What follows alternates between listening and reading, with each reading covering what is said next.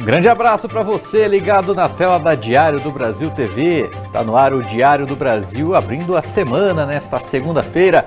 Vamos conferir os destaques desta edição de 20 de janeiro. Regional do Tribunal de Contas, em Bauru, vai promover a orientação a novos prefeitos sobre cuidados na gestão. O movimento Vozes das Periferias de Bauru faz protesto contra a violência policial neste domingo. E claro, tem um empate entre Noroeste e Palmeiras no reencontro do noroestino com Alfredão e sua equipe. Tem isso e muito mais para você logo após o intervalo. Não sai daí!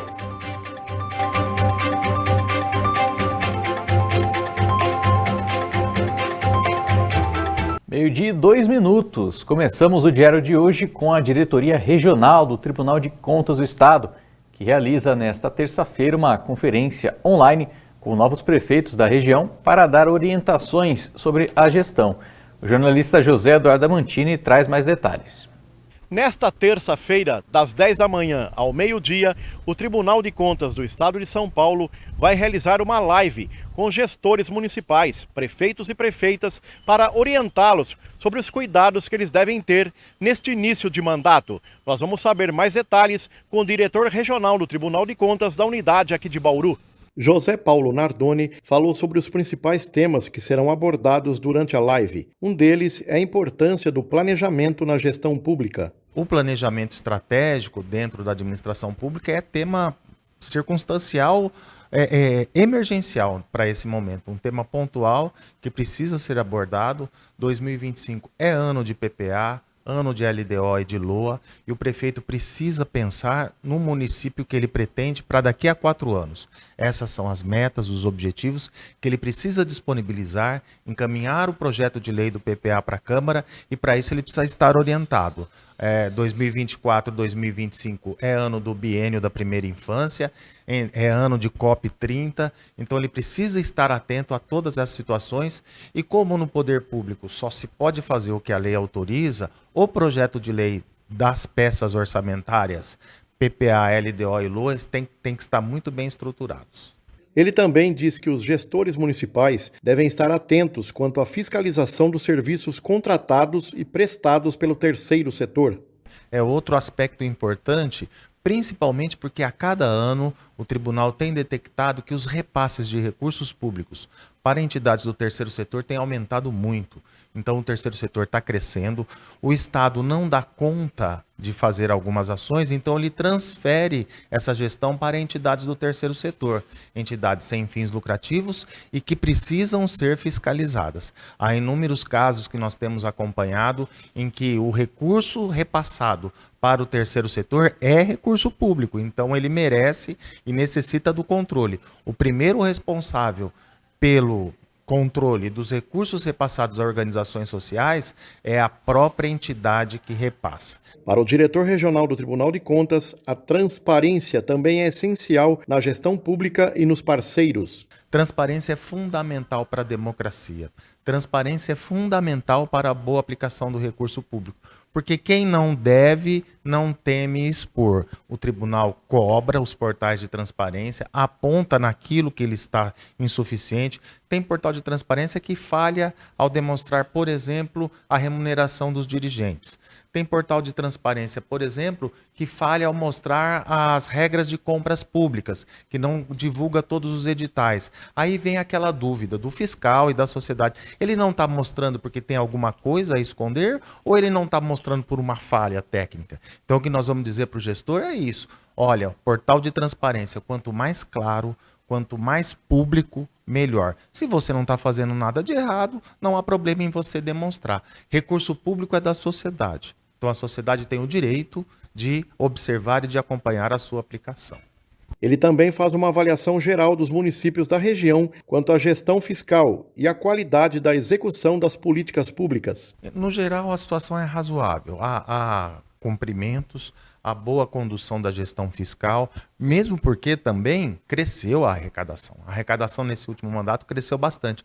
Mesmo no período da pandemia, recordem-se que o governo federal repassou recursos para que se mantivesse a gestão dos municípios principalmente. Então não houve falta de recurso. O que nós temos detectado, amigos telespectadores, é que nem sempre o recurso é bem utilizado. Então o tribunal está indo além de verificar, aplicou 25% no ensino? Aplicou, mas a criança sabe escrever? A criança sabe ler? O índice do IDEB está melhorando? A alfabetização está acontecendo? Porque, por vezes, não falta recurso, mas o serviço, a prestação do serviço público não chega com a qualidade esperada.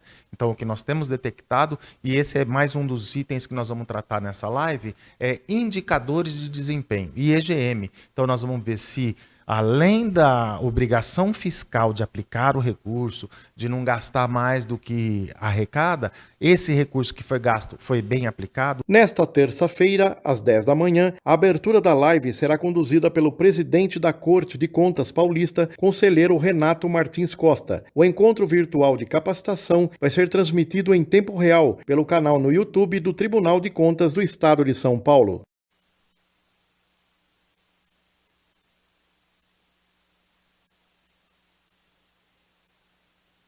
Contas, agora vai. E por falar em Tribunal de Contas, hoje pela manhã ele suspendeu o edital de concessão de esgoto de Bauru, alegando possíveis irregularidades que podem comprometer a lisura do procedimento licitatório. A decisão foi em resposta ao pedido da companhia Aegea, uma das maiores empresas do saneamento básico do Brasil, que questionou falta de transparência do governo bauruense. O Tribunal de Contas deu 10 dias para o governo se manifestar. Na tarde deste domingo, o movimento Vozes da Periferia de Bauru realizou um ato em homenagem ao jovem Tailan Henrique Barbosa da Silva, morto em 15 de maio do ano passado por policiais militares no Parque Real. Criado em outubro do ano passado, o grupo protesta contra a violência policial. Você confere agora como foi o evento com o repórter Gabriel Rezende. Na tarde deste domingo, o movimento Vozes das Periferias de Bauru realizou um ato em homenagem ao jovem Tailan Henrique Barbosa da Silva, de 18 anos, morto em 15 de maio do ano passado por policiais militares no Parque Real. O grupo se formou em outubro passado após o caso de truculência policial ocorrido no velório do jovem Guilherme Alves Marques de Oliveira, de 18 anos, que ganhou repercussão nacional. Policiais militares invadiram o velório, agrediram familiares e amigos e prenderam um dos irmãos do jovem por desacato. No dia anterior, Guilherme e Luiz Silvestre da Silva Neto, de 21 anos, foram mortos por agentes do 13º Batalhão de Ações Especiais de Polícia, o BAEP, no bairro Jardim Vitória. Os militares envolvidos na ação, o tenente Murilo de Oliveira Lamoso e os cabos Rafael Franco Manfio e Alexandro Aparecido Ferreira efetuaram 27 tiros de fuzil contra os jovens. A manifestação teve início às 3 da tarde, em frente ao CRAS do bairro Santa Cândida, momento em que familiares do Tailan e de outros jovens assassinados pela polícia militar contestaram a versão, muitas vezes alegada pela polícia e reverberada na imprensa, de que os jovens foram mortos após confronto com os militares. Participaram também da manifestação representantes do Movimento dos Trabalhadores Rurais Sem Terra, do Conselho Municipal dos Direitos Humanos, de partidos políticos como o PSOL e o PCBR, e o Sindicato dos Professores do Ensino Oficial do Estado de São Paulo, a PEOSP. O grupo percorreu as ruas do Santa Cândida, convidou os moradores da região ao ato e se dirigiu até uma praça próxima da casa onde Tailan morava. A mãe do jovem, Regiane Alves, plantou um ipê branco na praça. Segundo ela, o seu luto, assim como de todas as mães, pais e familiares do movimento, agora virou luta. E que esse ipê seja um símbolo de esperança, porque ainda há esperança nesse mundo, porque não é só matar, eles não são Deus, tirar a vida de uma criança, porque o Tailan era uma criança, ele só sabia rir, só. Eu queria agradecer de novo, e vamos em luta, porque o luto virou luta. Vamos até o fim.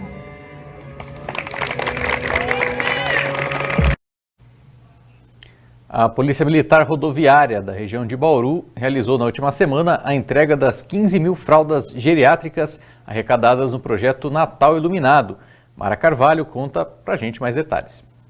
A campanha Natal Iluminado, realizada pela Polícia Rodoviária, encerrou no dia 10 de janeiro. Quem traz mais informações sobre essa ação é o capitão Eleutério.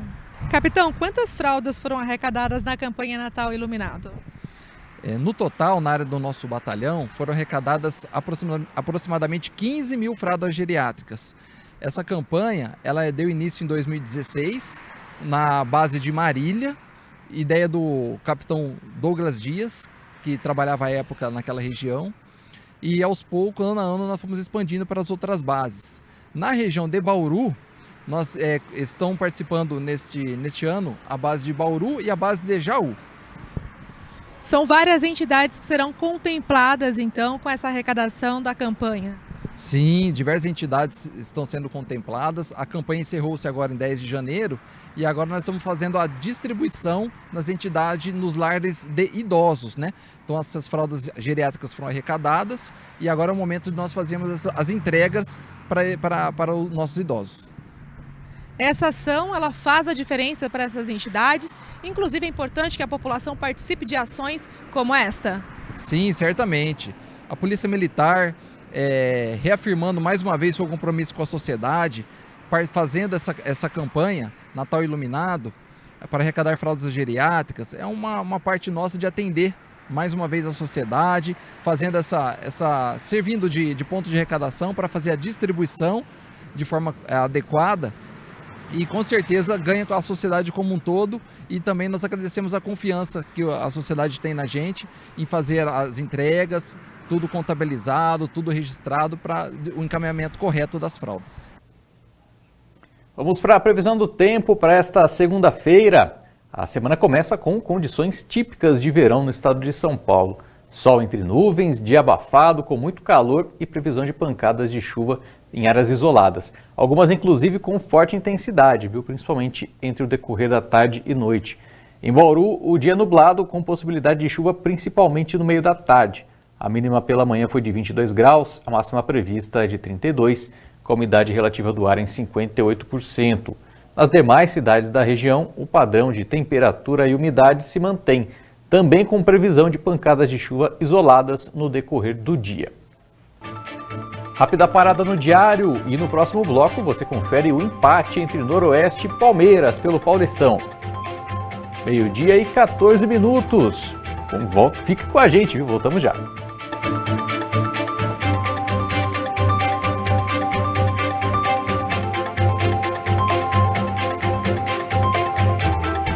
Meio-dia e 18 minutos, de volta com o diário. E a Icatec, empresa bauruense de tecnologia, realizou a edição 2025 do seu Connection Day, fazendo um balanço do último ano e reforçando o compromisso com inovação e tecnologia e meio ambiente de confraternização entre colaboradores e familiares.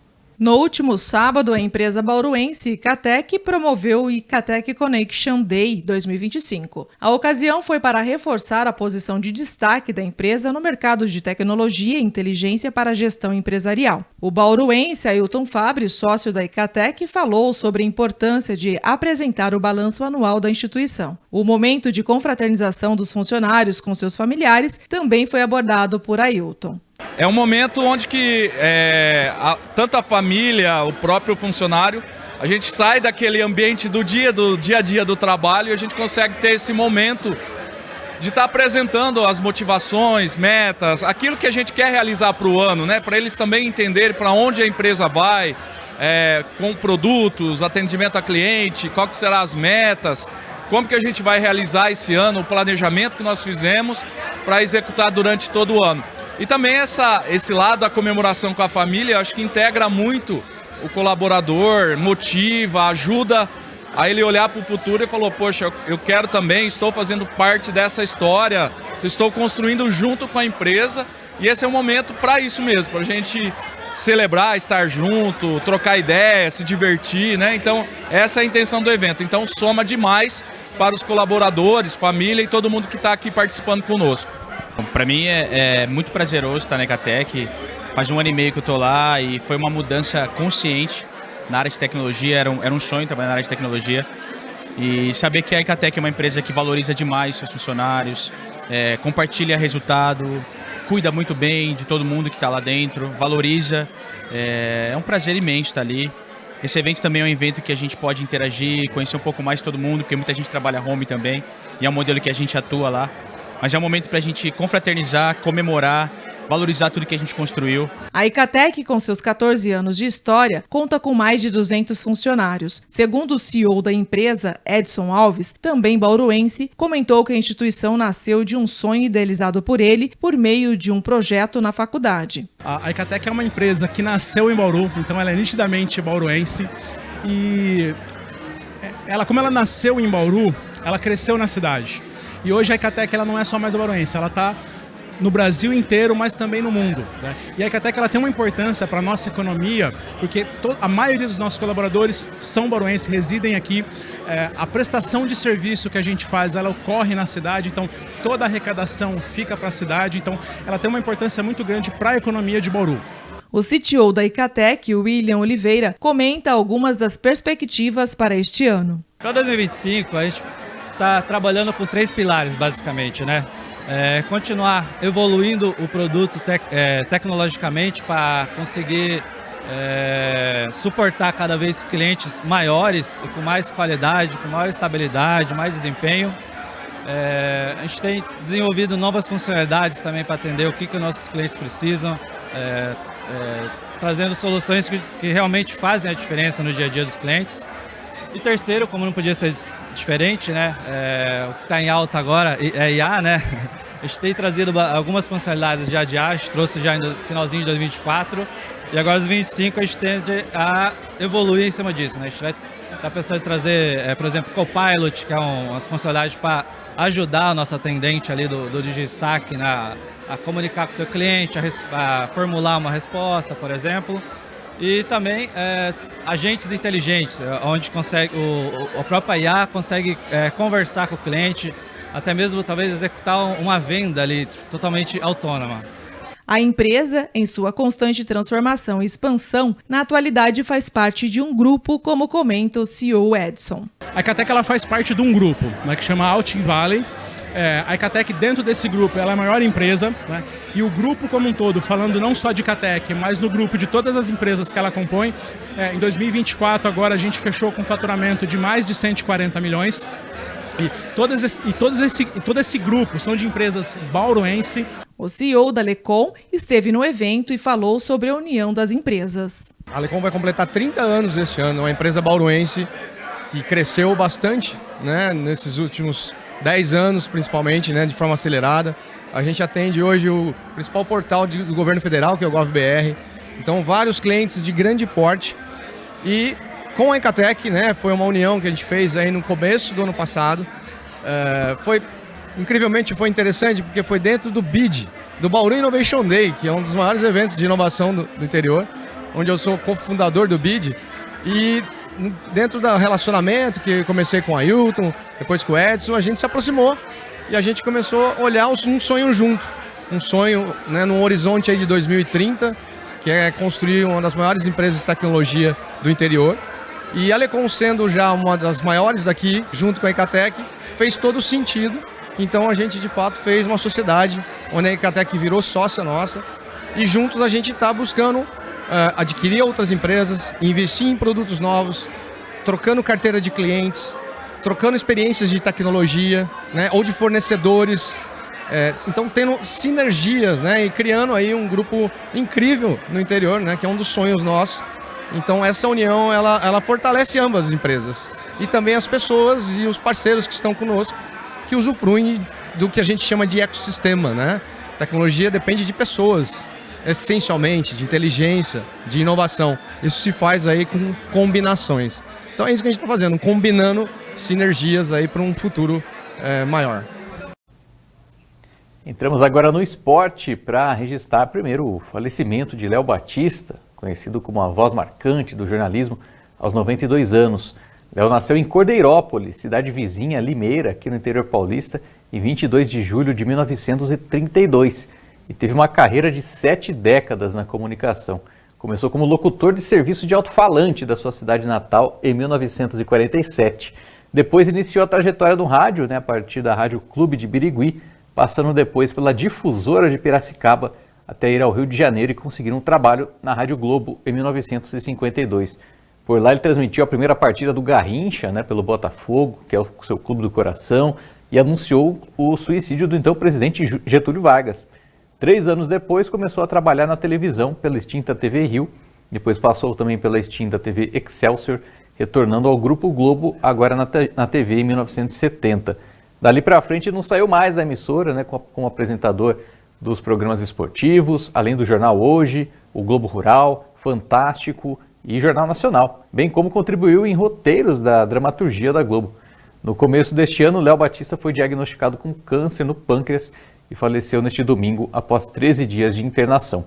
Fica o nosso sentimento aí a todos os parentes e fãs de Léo Batista e também nossa reverência a este que é um dos grandes nomes do jornalismo brasileiro. Vamos agora de basquete, porque o Bauru Basquete vai enfrentar hoje o Paulistano no ginásio Panela de Pressão, na busca por manter uma sequência de vitórias em casa por o NBB este ano.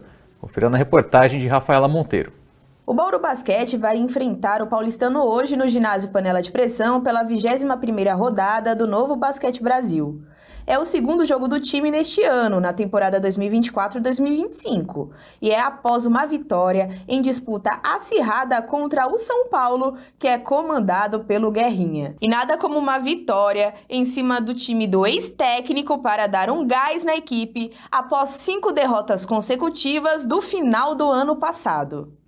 Desde a minha chegada aqui em 2014, eu estava forçando a memória aqui para lembrar a última vez que eu tive 5 derrotas consecutivas. Eu acho que nunca tive isso aqui em Bauru, mas aconteceu. Mas do mesmo jeito que a gente vinha ganhando, aconteceu as derrotas, só que agora, para a gente voltar à classificação que a gente estava em terceiro, a gente tem que ter novamente uma sequência de vitórias. Nós fizemos um jogo muito equilibrado, sabia das forças, né, do time de São Paulo. Nós tivemos aí o controle do jogo, soubemos sofrer dentro da partida, né?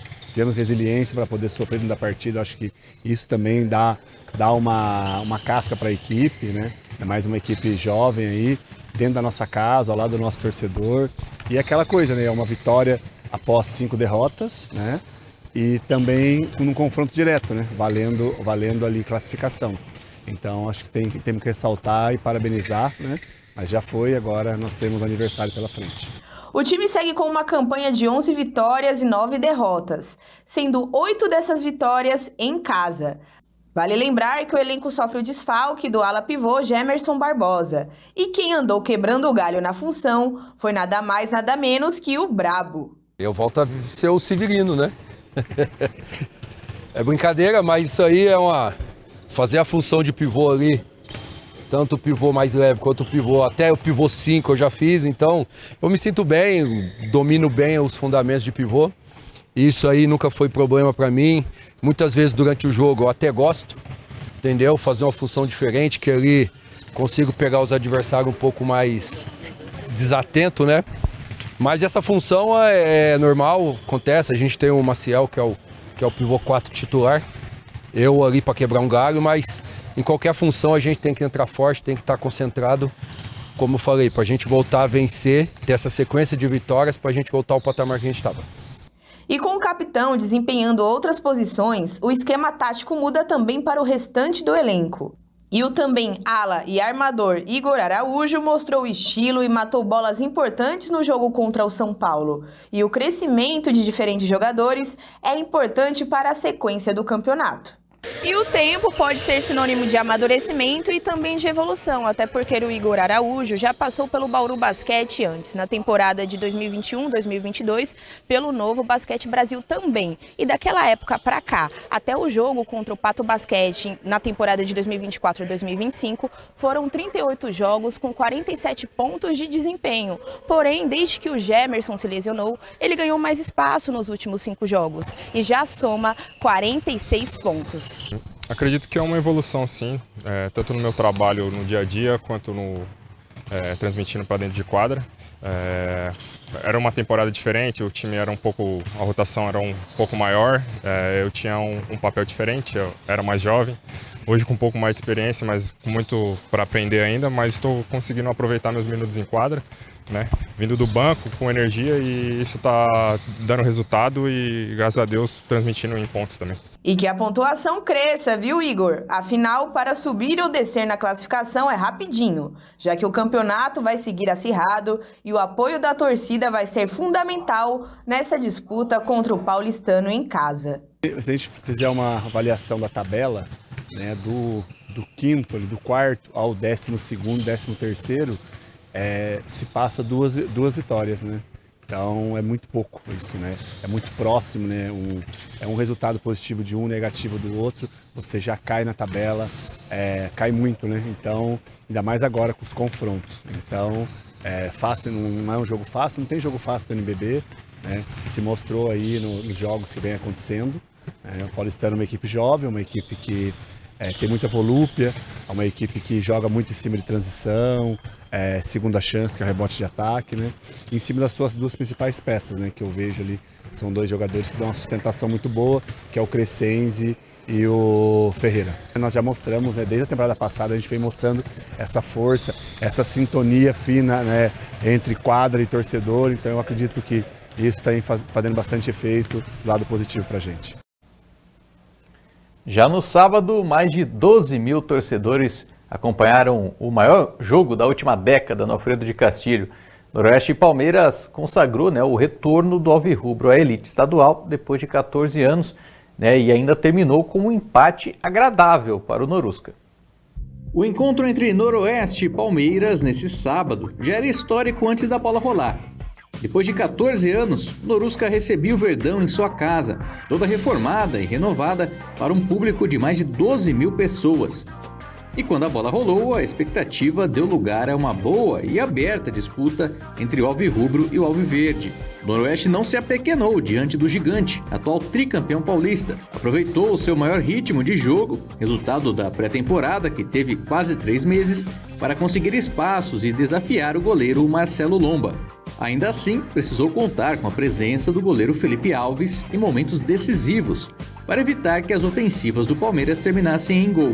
Tudo para ter volume em lances rápidos de contra-ataque, como aos 12 minutos, quando Carlão bateu cruzado e tirou um suspiro a mais do torcedor. Ao longo do primeiro tempo, as duas equipes tiveram outras boas oportunidades, mas os goleiros levaram a melhor. Aos 41 minutos, Felipe Alves foi providencial ao parar a cabeçada de Gustavo Gomes. Depois de uma sequência de tentativas do Palmeiras pelo alto, o jogo foi para o intervalo no 0-0. Na volta do segundo tempo, as estratégias seguiam parecidas, com o Noroeste apostando na velocidade de seu ataque para pegar um desequilíbrio da defesa palmeirense, que veio aos 5 minutos. Na descida de Maicon Jesus pela esquerda, a bola caiu nos pés de Carlão, que girou no meio da área para fazer o 1-0 para o Norusca e levantar a torcida alvirrubra.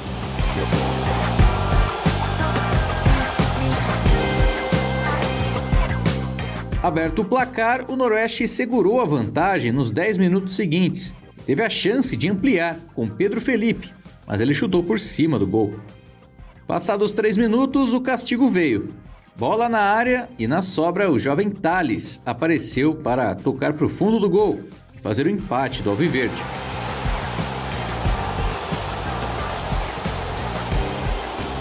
Após o 1-1, o Norusca não conseguiu ser mais agressivo. O Palmeiras frequentou mais o ataque, mas também não superou a defesa alvirrubra e o jogo ficou no empate. Agradecer sobretudo ao carinho dos torcedores palmeirenses que são daqui de Bauru, uma cidade simpática que nos receberam muito bem. Foi bonito ver de um lado verde, do outro lado vermelho, cada uma a puxar pelo seu time.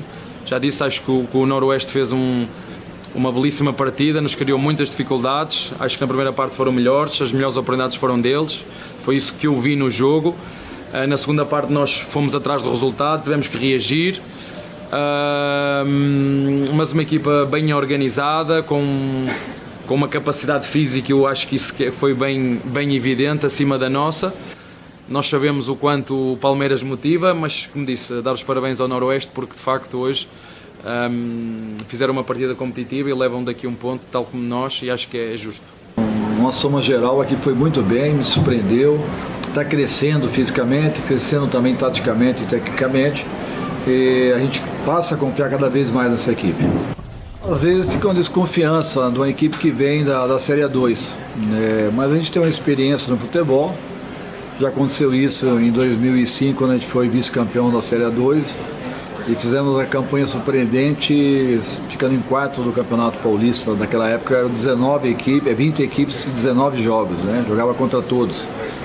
E mais uma vez a gente inicia muito bem a competição. Nós temos que ter os pés no chão, equilíbrio, para podermos manter esse ritmo que iniciou. É um campeonato muito difícil, as equipes muito qualificadas, mas eu estou muito contente. Aquilo que a gente montou, os jogadores hoje corresponderam, alguns jogadores tinham um pouco de dúvida ainda, hoje fizeram uma grande partida. E você vê nesses grandes jogos os grandes jogadores, né? E hoje foi uma prova disso. É até normal um pouquinho em relação à parte física, no final do jogo, o desgaste que teve, mas assim, nós soubemos marcar bem, soubemos atacar, então a gente está muito feliz pelo resultado. Ainda invicto no Paulistão, o Noroeste segue em Bauru para o confronto da terceira rodada. O adversário é o Botafogo de Ribeirão Preto, na quinta-feira, às 6h30 da tarde. E terminou o Diário do Brasil desta segunda-feira. Para rever as reportagens, acesse as nossas redes sociais. Camila Fernandes traz mais informações para você na edição da noite. Obrigado pela sua companhia, tenha um ótimo dia e amanhã a gente se vê por aqui.